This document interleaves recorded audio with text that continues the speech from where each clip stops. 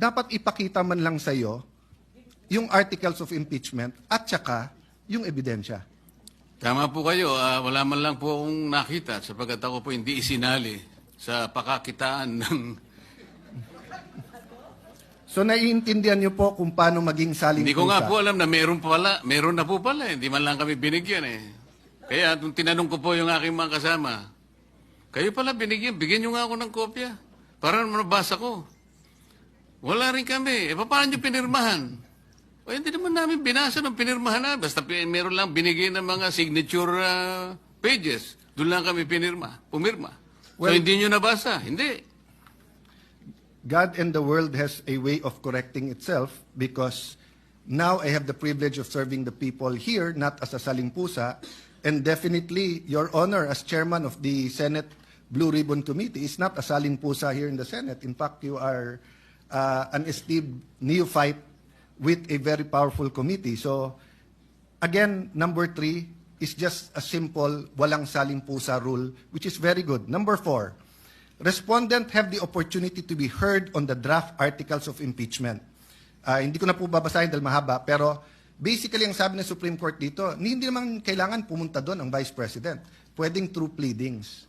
Meron po bang masama dito, Mr. President, na kapag may na-impeach, bigyan man lang siya ng kopya at pasagutin muna siya sa House bago siya pasagutin sa Senate? May masama po ba dito? Wala pong masama, Mr. President. Ang totoo nga po, sinasabi nga na dapat i-repair po lahat ng impeachment complaints, kahit na yung pinirmahan ng 1/3 o higit pa, i-repair sa Committee on Justice.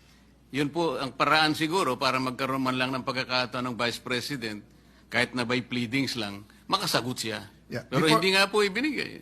Before I go to number 5, just because I like your answer, Mr. President, one thing that guides me, no? So in coming to my decision with this, I follow 2 books. One, the Bible, which is of course a covenant between God and people, tayo, and the Constitution, which is a covenant among the Filipino people and the government, no? Alam mo, both books talk about due process. Ang Panginoon, nung kinain ni Adam at Eve yung prohibited fruit, nagtanong muna siya, ba't kayo nagtatago?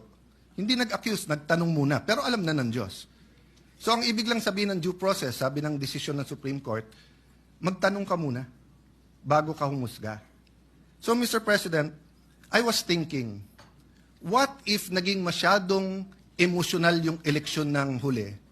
And one-third of members of Congress ay naging anti-administration at ang kinahaharap natin ngayon ay isang impeachment labang kay President Marcos at pag siya'y na-impeach, magiging presidente si Vice President Sara. I wonder if all of us in this room and out of this room will still have the same paninindigan. I hope I will. I'm not judging. I am just saying, Mr. President, what helps me is those 2 books, but also to put myself in the opposite side, to put myself in that position. What if, so I'm looking, I see my good friend, former Senate President Zubiri, shaking his head. So natanaw ko tuloy si Senator Kiko. What if Vice President Lenny and Senator Kiko won in 2022? And what if ang ini-impeach ngayon ay si Senator Kiko? I hope yung decision ko to support this decision would be the same. Tama po, dapat walang pagkakaiba. Wala saan pagkakaiba. So number 5, a reasonable period of time determined on the basis of complexity of charges must be given to all members of Congress. Kasi lumalabas po, yes, tama si Senator Soto, ibang mode yung 1/3. Pero lumalabas po mismo sa pleadings, mismo sa sinabi ng House of Representatives, wala pang 3 oras. Yung Wala ibinigay sa mahigit 200 na pumirma, samantalang ang complaint is a few hundred pages. Tama po ba? Mahaba pong pahina lahat ng sinabi sa akin, Mr. President, at hindi po nila na kayang basahin sapagkat wala nga silang kopya. Humihingi po sila ng kopya bago pumirma, ngunit wala pong ibinigay. Okay. Yun po yung sinabi sa akin ng mga ilan sa aking mga kasamahan doon. Yung number 6 po, Mr. President, madali kasi kailangan yung impeachable act is an act done while they were in their present office. So wala naman pong problema dyan. Meaning, kung may nagawa si Senator Cruz nung konsyal pa siya, pero ngayon Vice President na siya, hindi naman siya pwedeng impeach base sa ginawa niya nung konsyal siya. Tama po. So madali po yon. Number 7, at the very least to accord the opportunity to be heard under the requirement of due process in the procedure under Article 11, Section 3, Paragraph 4, after the draft articles of impeachment and required proof arrived at.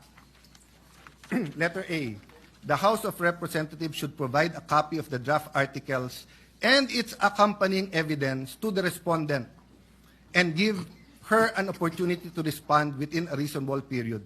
May problema po ba dito? Wala po. Kapag ka ganito kabigat, natatanggalin mo ang isang impeachable officers, tama po ba yung surprise?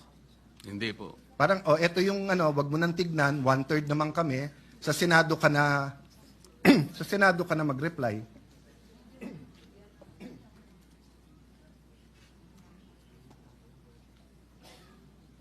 Letter B simply states that all members, again, it's the walang saling pusa. So, Mr. President, in other words, it is not true that it is now too difficult. Sundin lang yung page 93, 94, whether it's February 6 for the Vice President or if anyone wants to file an impeachment against anyone, magagawa to at any time.